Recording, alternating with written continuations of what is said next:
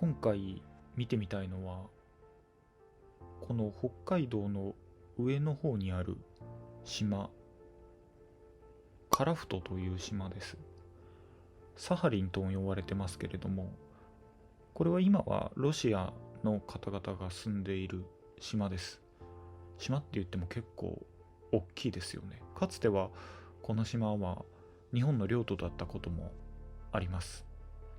今はじゃあロシアの領土なのって言われると、この辺は結構なんかいろいろとややこしいところらしくて、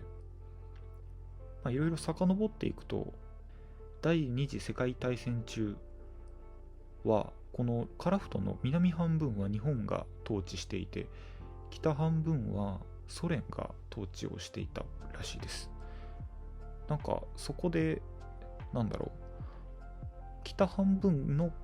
最後ソ連がこう中立を破って日本に宣戦布告をしてくるわけなんですけれども、どこにじゃあ侵攻してきたかって言われると、このカラフトの北半分から南半分に攻めてきたっていうことみたいです。ね、かつてはこの日本とソ連が、ロシアが陸続きに国境を接していたという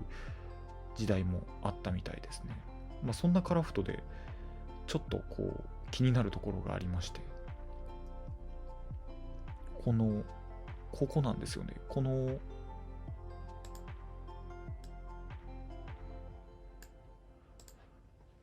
カラフトをこう見ていくと、この西の方にたくさんの黒い点々というか、このブツブツみたいなのがあるところがありまして、これ拡大していくと、なんかどうやら穴なのか、何なんですかね、池なのか、何かそういったものが見えてくる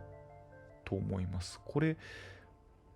なんかでかさがどれぐらいなのかっていうのがあんままだピンとこないじゃないですか。なんか日本によくあるああいうため池ぐらいの大きさなのかなとか思ったり、なんか奈良の方にはね、結構養殖金魚の養殖とかでたくさんこういうため池っぽいものは見えると思うんですけど、ここになんか村みたいなのがポギビかな、なんかって村っぽい何かがあるんですけど、ちょっとこれを拡大して見てみると、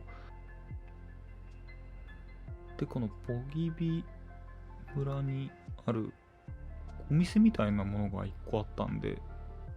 これをクリック、ミスポビギですかね。これをクリックしてみると、なんか情報が出てきました。バーって書いてます。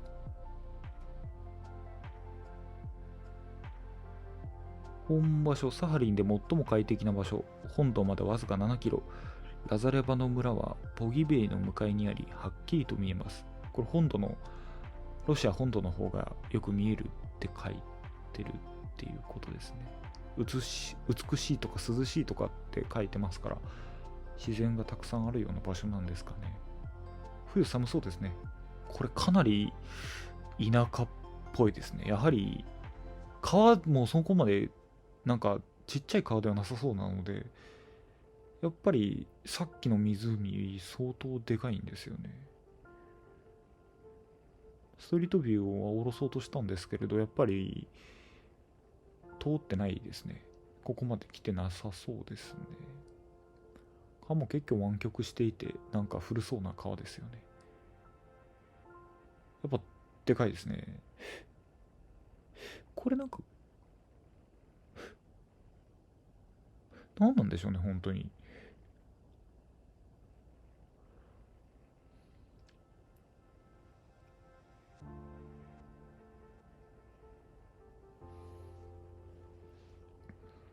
対岸には、対岸もこれロシアですけれど、なんかこう似たようなものがありますね。なんかこれはでも湿地帯っぽい感じがなんとなくしてます。カラフトのやつもなんなんでしょうね、湿地帯なんかな。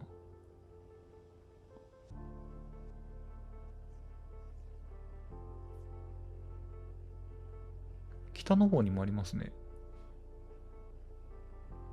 なんなんでしょうね、これ。何が原因でこういう風な地形になったのか。湿地帯なんですかね、やっぱり。南の方にもありますね。でもこれ、かなりの数があって、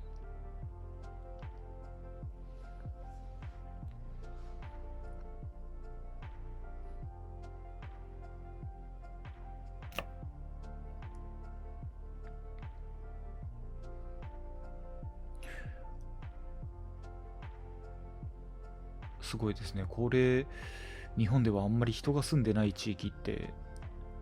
なかなかないんですけど、やっぱり世界にはこういう風に人がまだ入ったことがほとんどないような地域がたくさんありますね。これ、地図を、表示を航空写真から地図に変えてみたんですけど、なんか池に名前とかついてるかな。池に名前ついてやったらなんか誰かがレビューしてたりとかよくするんですけれど、特になくて、どの池にも名前なんかこうついてなかったです。わかんないです。情報が全然ないです。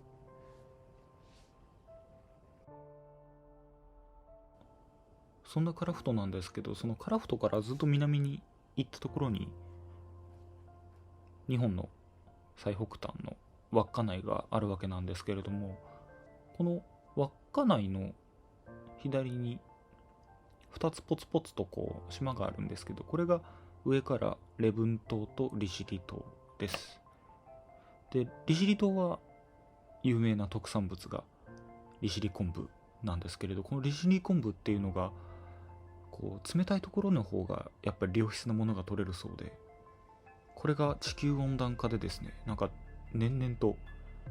なんかいいものが取れなくなってきてるっていう話を、本当かどうかは信憑性はあれですけど聞いたことがあります。で、ロシアの方のこのサハリンの方にたくさん実は生えてるみたいでして、でもこうね、ロシア人ってあんま昆布食べるって聞いたことがないじゃないですか。だから結構もったいないっていうか、そんな状況になってきてるみたいです。ということでですね、今回はこれぐらいで終わろうかなと思います。特に何の解決もされることなく、